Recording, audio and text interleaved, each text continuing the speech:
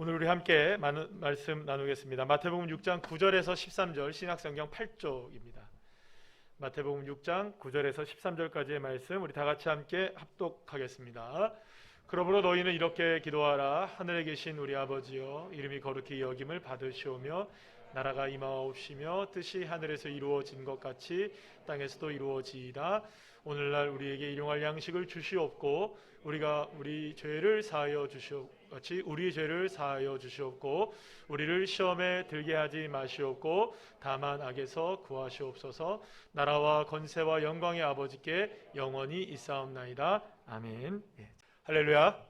자, 오늘부터 주일 오후 예배는 주기도문에 관한 설교를 함께 나누려고 합니다. 그래서 제가 이렇게 준비를 하면서 주기도문을 우리가 다 알고 있고 너무나 우리가 매일 뭐 이렇게 하시는 기도인데도 주기도문에 대해서 제대로 알아야겠다라는 생각이 들었고요. 그 다음에 한 10주에서 11주, 한 길게면 3달 반에서 4달까지 저희들이 함께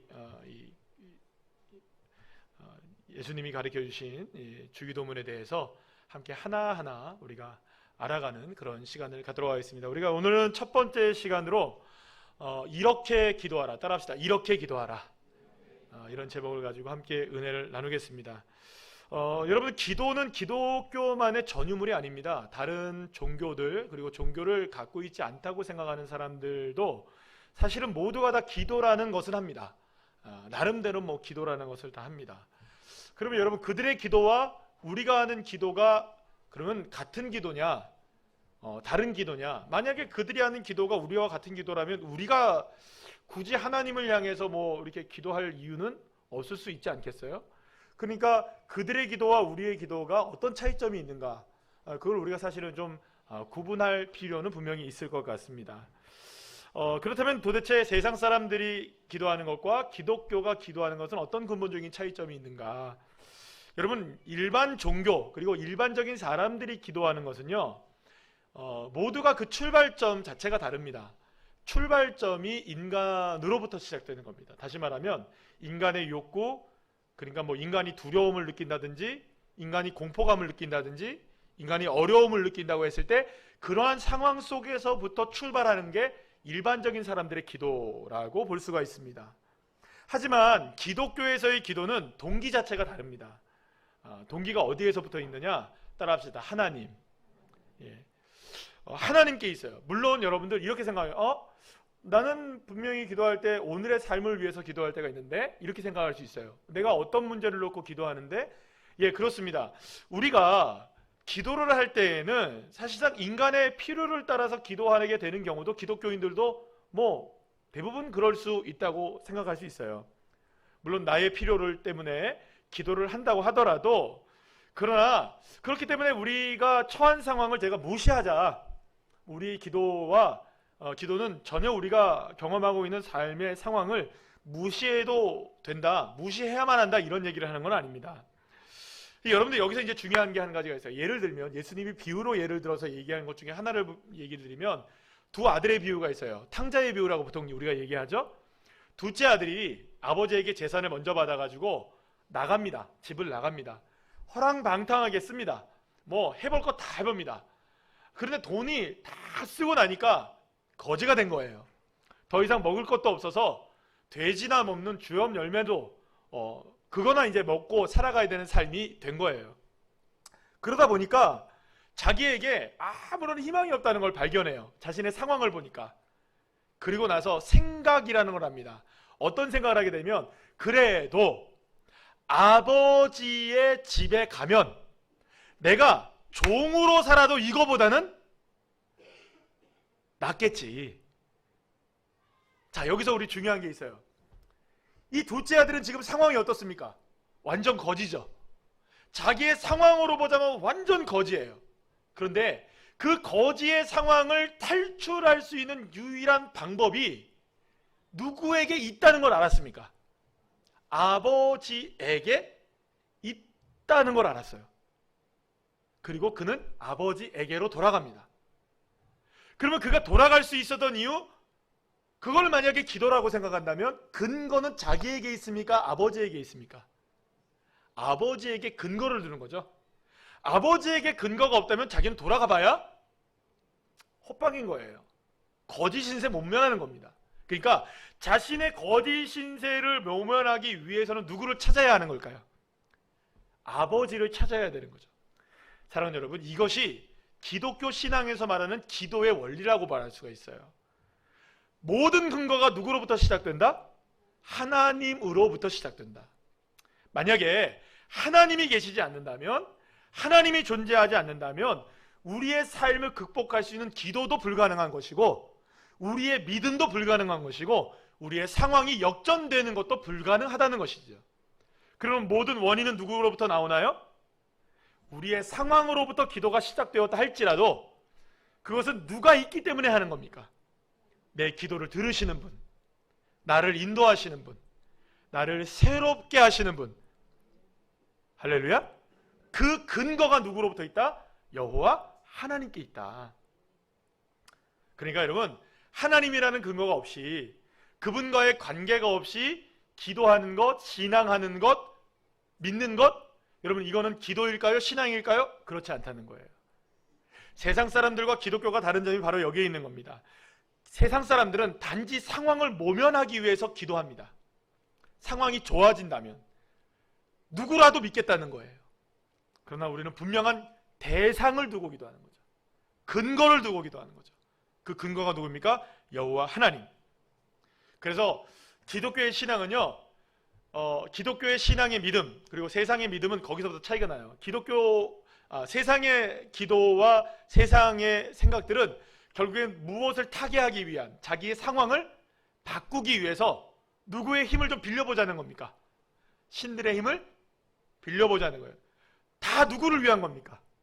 자신을 위한 거예요. 기독교의 신앙은 내 뜻을 관철시키려는 것이 아니고, 내 뜻을 이루려는 것이 아니라 하나님의 도움을 받을 의도로 내 뜻을 관철시키려는 것이 아니라, 결국에는 우리가 일방적으로 내 생각을 이루기 위한 기도는 아니라는 것이죠.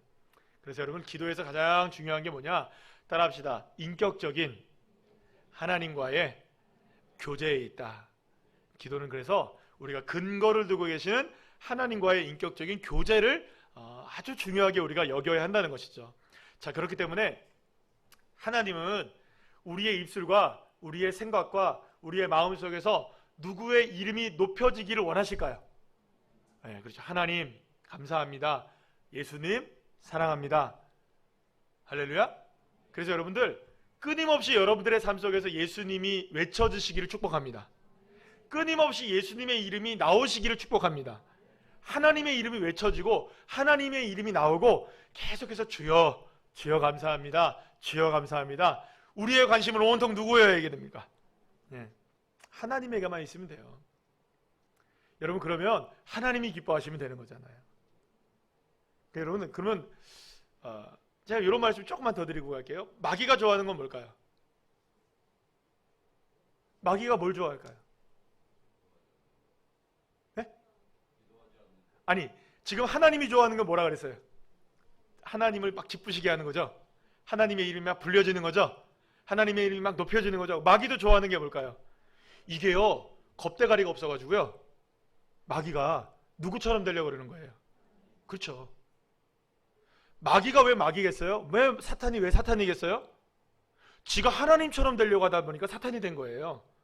그래서 얘는요, 자기가 무엇으로 착각하고 있을까요? 하나님인 것처럼 착각하는 거예요. 그래서 마귀는 뭘 좋아할까요, 여러분? 마귀도 정말 우습지도 않게 자기의 이름이 높여지길 원해요. 자기의 이름이 불려지길 원해요. 자기에게 집중하길 원해요. 여러분, 마귀가 뭘 좋아한다고 생각하셨어요? 마귀는 우리를 괴롭히는 전문가라고 생각하셨어요? 아닙니다, 여러분. 여러분들을 괴롭히거나 여러분들을 어렵게 만들거나 여러분들을 힘들게 만드는 이유는 딱 한 가지예요. 누구를 자꾸 집중하게 하기 위해서. 자기에게 집중하게 하라고. 그럼 마귀는 막 좋아하는 거예요. 와, 넌 내 편이구나. 그러면 여러분, 마귀가 좋아하지 않게 하려면 뭘 하면 됩니까? 마귀에게 신경을 꺼버리면 되죠. 그럼 누구에게 집중하면 됩니까? 하나님께. 예수님이 40일을 금식하신 이후에 광야에 이끌려가지고 시험을 받으십니다. 귀가 누구까지 시험합니까? 그러니 여러분, 우리는 시험하는 건 껌값이겠죠? 여러분, 우리 시험하는 거는 우습지도 않은 거예요. 누구도 시험하는데, 마귀가 겁대가리 없이. 예수님도 시험하는데 우리쯤 시험하는 거 여러분들 아무것도 아닌 거예요. 그런데 예수님이 뭘로 물리치신 줄 아세요? 말씀으로, 하나님의 이름으로, 예수 그리스도의 능력으로 물리친 거예요. 그 우리도 똑같은 거예요. 뭘로 이기면 됩니까? 말씀으로 이기고, 예수 그리스도의 이름으로 이기고, 하나님의 능력으로 이기고. 할렐루야. 그러면 그 말은 뭐예요? 누구에게만 집중하면 됩니까? 그렇죠. 누구와 교제를 나누면 됩니까? 하나님. 그러니까 우리가 삶에 여러 가지 힘겹고 어려운 일이 있고 마귀가 우리를 괴롭힌다고 느껴질 때 딱 한 가지만 생각하면 돼. 지금 내가 누구와 함께 교제를 나누면 되는구나. 하나님과 깊은 교제를 나누면 되는구나. 아멘이시죠?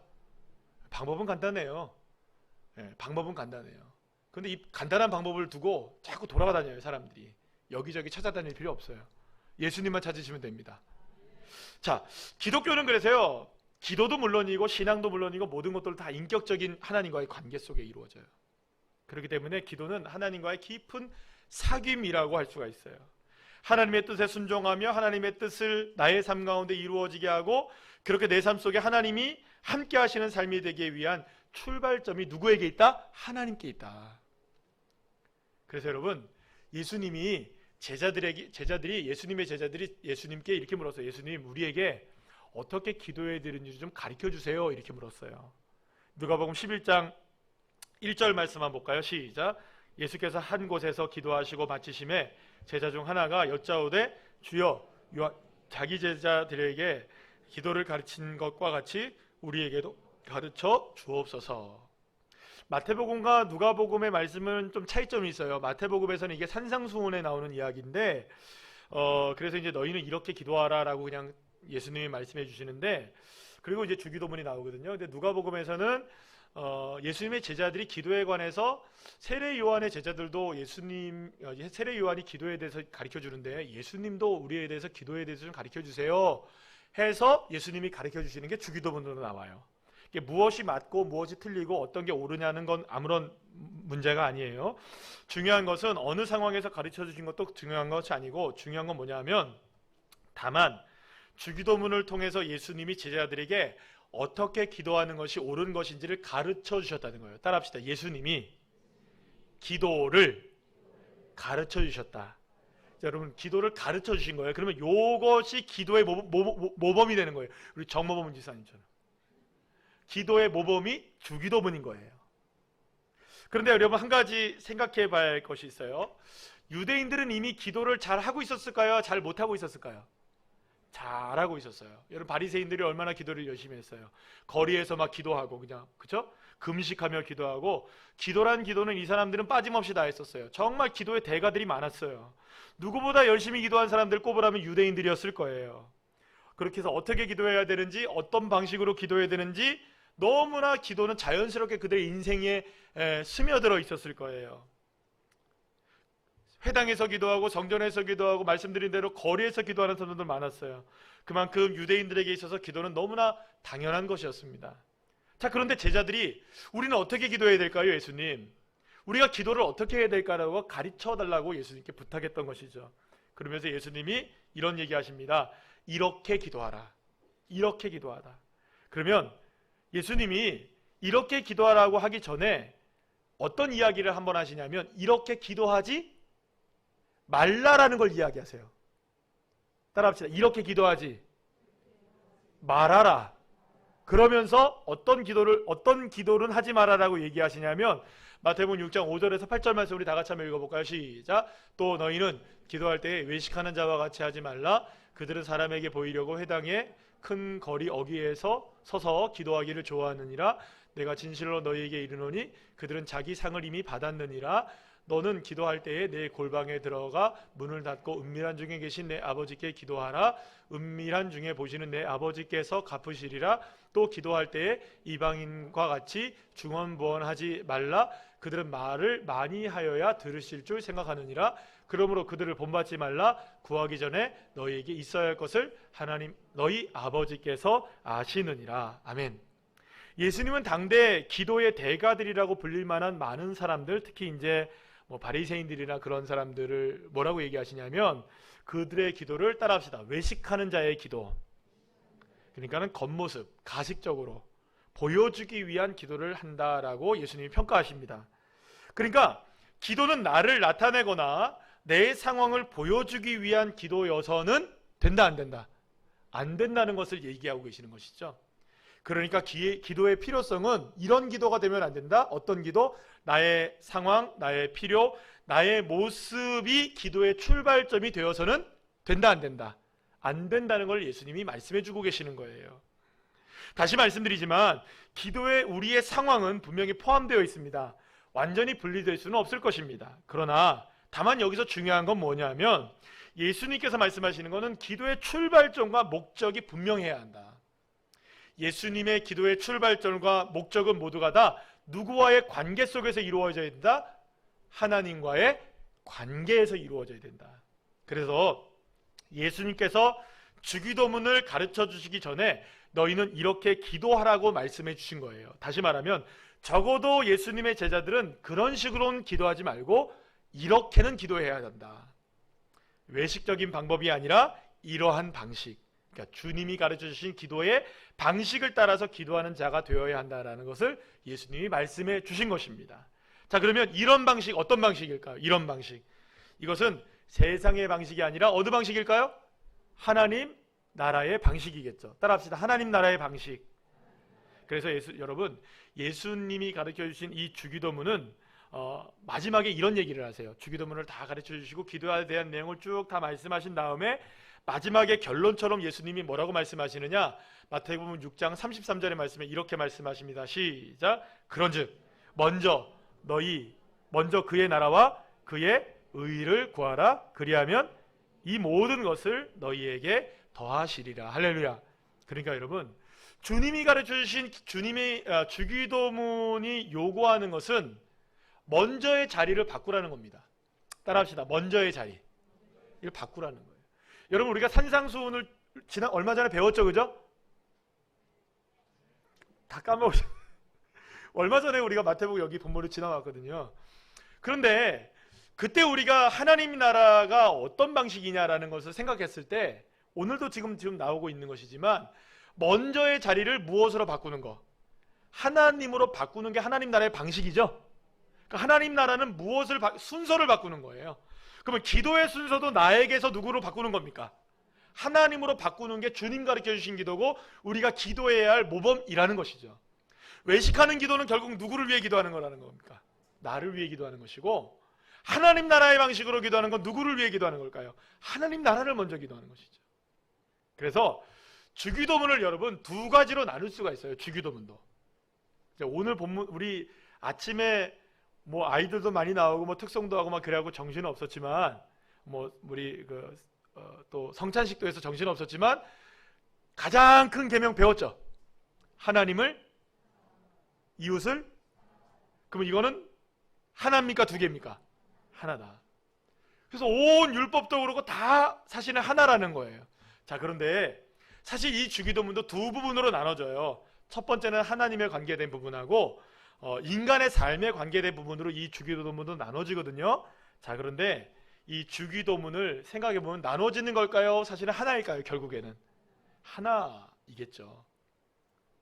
그러니까 여러분, 주님께서 이렇게 기도하라라고 말씀하는 것은 하나님의 나라를 축약해서 우리에게 말씀해 주시는 것과 똑같아요. 하나님의 나라가 이렇게 임한다. 하나님의 나라는 이런 것이다. 하나님의 나라에 살아갈 우리는 이렇게 기도해야 된다. 이 전체적인 관점에서 하나님의 나라라는 관점에서 우리가 기도를 하는 것이 주님이 가르쳐 주신 기도인 거예요.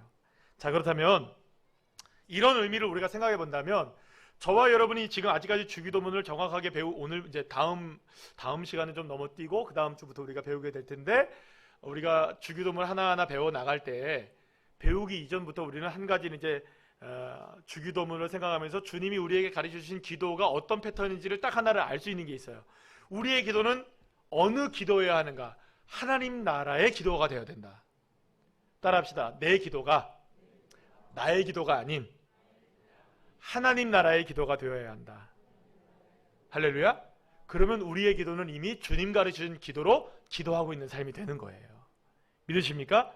그래서 여러분 어떻게 보면 이런 생각을 하게 됐어요. 우리가 보통 주기도문은 모임이나 예배나 기도회가 시작될 때 합니까? 끝날 때 합니까? 자, 우리 다 같이 주기도문으로 시작하겠습니다 합니까? 주기도문으로 마치겠습니다. 그러죠, 대부분. 그래서 사실 뭔가 이렇게 끝내고 정리하고 빨리 서둘러, 자, 우리 주기도문 빨리. 그래서 주기도문도 어떻게 합니까? 하늘에 계신 우리 아버지의 이름이 거룩해. 도대체 어떻게 하는지도 모르고 다 틀려요. 들어보면 다 틀려요. 여러분들 중간부터 시작하시는 분들도 없어요, 그죠? 중간에 끊어지면 처음부터 다시 해야 되고, 예. 단어가 같은 사람들도 하나도 없어요. 다 달라요. 세상에 우리 딸내미가요. 딸내미 얘기하면 안 되는데 맨 마지막에 대개 나라와 권세와 영원히 있사옵나이다잖아요. 맞나요? 있사옵나이다. 근데 여태까지 기도하면서 주기도문에서 뭐라고 했는 줄 아세요? 믿사옵나이다. 제가 바꿨어요. 있사옵나이다. 나는 여태까지 믿사옵나이다라도 알았는데, 근데 여러분만 그런 게 아니고 다 그래요. 다 달라요. 주시옵고 하시는 분 없어요. 주옵시고 주고 막 이래요. 다 달라요. 그런 건 중요한 게 아니에요, 사실은. 단어가 중요하고 이런 것보다 제일 중요한 건 뭐냐면 주님이 가르치신 기도의 중심은 하나님 나라 기도다. 그래서 우리는 이렇게 기도하라. 어떻게 기도하라? 하나님 나라를 기도하는 것. 그래서 저와 여러분이 뭐 이렇게 주기도문은 예배 마치고 하는 그 기도가 아니라 어쩌면은 우리의 기도의 첫 시작이 주기도문이어야 되고요, 마치는 것도 주기도문이어야 하는 거예요.